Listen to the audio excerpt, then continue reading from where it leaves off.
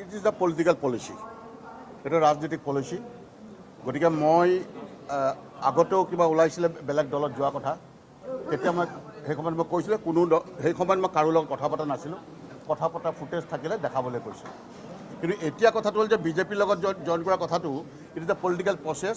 কিয়নো যেতিয়ালৈকে বস্তুটো কথাই বতৰাই মানে সন্মতি নহয়, মই যেতিয়া সন্মতি নহওঁ, যেতিয়া মোৰ হৃদয়খনে সন্মত নহয়, তেতিয়ালৈকে ইয়েছ বুলি ক'ব নোৱাৰি। কাৰণ আপোনালোক সংবাদ মাধ্যম, আপোনালোকৰ যোগেদি অসমৰ সন্মানীয় জনগণৰ ওচৰলৈ বাৰ্তাবিলাক যায়।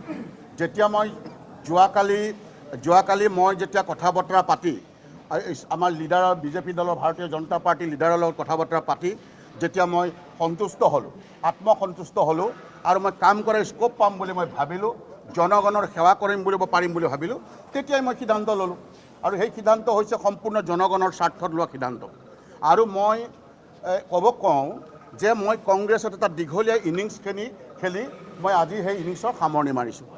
নতুন ক্ৰিজত, নতুন পিটছত মই আজিৰ পৰা নতুন এখন ভাৰতীয় জনতা পাৰ্টীক যোগেদি অসমবাসীক সেৱা কৰাৰ স্বাৰ্থত মই আজি নতুন ক্ৰিজত আজি ভৰি দিছোঁ। গতিকে মই ভৰি দিয়াৰ প্ৰাকখনত যেতিয়া মই ষ্টেজত উঠিছিলোঁ, তেতিয়া আমাৰ জাতিটোৰ পৰম গুৰু শ্ৰীমন্ত শংকৰদেৱ আৰু শ্ৰীমন্ত মাধৱদেৱৰ চৰণত সেৱা লৈ মই ভগৱান ৰামচন্দ্ৰৰ আশীৰ্বাদ শিৰত লৈ আৰু বজৰংবলীৰ মহাশক্তি কামনা কৰি মই মুখ্যমন্ত্ৰী আৰু আমাৰ মাননীয় সভাপতি ভাৰতীয় জনতা পাৰ্টীৰ অসম প্ৰদেশৰ সভাপতি ভৱেশ কলিতাৰ সন্মুখত মই আজি ভাৰতীয় জনতা পাৰ্টীত যোগদান কৰিছোঁ। ভাৰতবৰ্ষৰ ক্ৰমবৰ্ধমান ৰাজনীতিৰ যিটো পৰিসৰ, এই পৰিসৰত আজি তাৰিখত ক্ৰমবৰ্ধমান যি গতিশীল উন্নয়ন, এই গতিশীল উন্নয়নত আজি ভাৰতৰ মাননীয় প্ৰধানমন্ত্ৰী নৰেন্দ্ৰ মোদী ডাঙৰীয়াই যি উন্নয়নত আজি ক্ৰমবৰ্ধমান গতিশীল উন্নয়ন, এই উন্নয়নৰ প্ৰতি মই আপ্লুত হৈছোঁ। বিশেষভাৱে অতি এনাৰ্জেটিক, অতি শক্তিশালী, অফুৰন্ত সময় দিব পৰা, অফুৰন্ত অভিজ্ঞতাৰে পৰিপুষ্ট অসমৰ মাননীয় মুখ্যমন্ত্ৰী, যিগৰাকী এনাৰ্জেটিক মুখ্যমন্ত্ৰী বুলি ইতিমধ্যে চাৰিওফালে বিয়পি পৰিছে। হিমন্ত বিশ্ব শৰ্মাৰ আগতেও কাম কৰাৰ মোৰ অভিজ্ঞতা আছে। এনেকুৱা সময় আছিলে যে দিনত যদি কেতিয়াবা তেখেতক ফোন কৰোঁ, ৰাতি 12-1 বজাত তেখেত ব্যস্ত মানুহ মন্ত্ৰী আছিলে, 12-1 বজাত আমাক কল বেক কৰি সোধে যে কি আছিল ৰাণা ভাই কোৱা। আৰু এতিয়াও দেখিছোঁ যে তেখেতৰ লগত কাম কৰা এটা মানসিকতাৰে আজি তাৰিখত অসমৰ জনগণৰ কাম হ'ব বুলি ভাবিছোঁ। আৰু সেই তেখেতৰ মন্ত্ৰী পৰিষদৰ মন্ত্ৰীসকলৰ লগত কাম কৰা মানসিকতাৰে আজি তাৰিখত মই ভাৰতীয় জনতা পাৰ্টীত যোগদান কৰিছোঁ। আজি দলত নেতাৰ যেন অভাৱ ঘটিছে নেকি মইতো উপলব্ধি হৈছে। কাৰণ আজি ৰাজীৱ গান্ধী নাই, সৌ প্ৰণৱ মুখাৰ্জী নাই, সৌ আজি তাৰিখত ৰাজেশ পাইলট নাই, মাধৱৰাজ সিন্ধিয়া নাই, অস্কাৰ ফাৰ্ণাণ্ডেজ কংগ্ৰেছত নাই, আজি তাৰিখত এইবিলাক নেতা নাই। অসমত হিতেশ্বৰ শইকীয়া দিন নাই, তৰুণ গগৈ নাই, বিজয় সন্দিকৰ দৰে নেতা নাই, আজি আমাৰ ভূমিধৰ বৰ্মনৰ দৰে নেতা নাই, আজি তিলক গগৈৰ দৰে ব্যক্তিৰ নেতা নাই।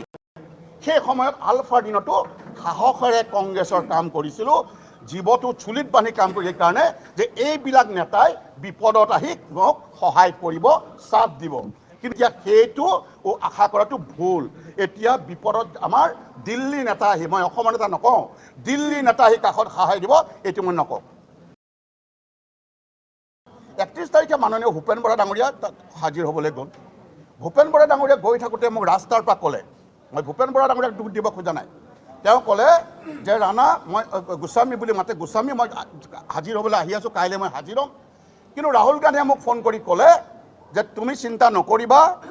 মোক ফোন কৰি কৈছে, মোৰ ওচৰত কোনো ৰেকৰ্ডিং নাই, কাৰণ ফোন কৰিছোঁ, মই ৰেকৰ্ড কৰা মোৰ অভ্যাস নাই। মোক কৈছিল যে মোক ফোন কৰি কৈছে যে সোমাই যাবা, যদি সোমোৱাই দিয়ে মেক্সিমাম 4 দিন, নহয় মেক্সিমাম 60 দিন থাকিবা।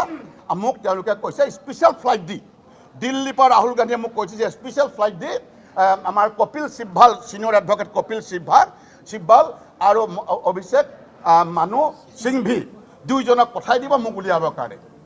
তেতিয়া মোৰ হৃদয়খনত ঢাকককৈ মাৰিলে যে ভূপেন বৰাক উলিয়াবলৈ উলিয়াব, প্ৰেচিডেণ্ট হয়। কিন্তু তাৰ মানে মই একো নহয় নেকি? তাৰ part of the Putul Burhagohain জিলাখনৰ সভাপতি, তেওঁ পাৰ্ট অফ দ্য অৰ্গেনাইজেশ্যন নহয় নেকি? যিজন সম্পাদক, এজন জেনেৰেল ছেক্ৰেটাৰী, তেওঁ কি পাৰ্ট অফ দ্য অৰ্গেনাইজেশ্যন নহয় নেকি? মোৰ অন্তৰখন কানি উঠিল, তেতিয়াই বুজিলোঁ যে এতিয়া যেন আৰু ক'ৰবাত নেতাৰ অভাৱ ঘটিছে।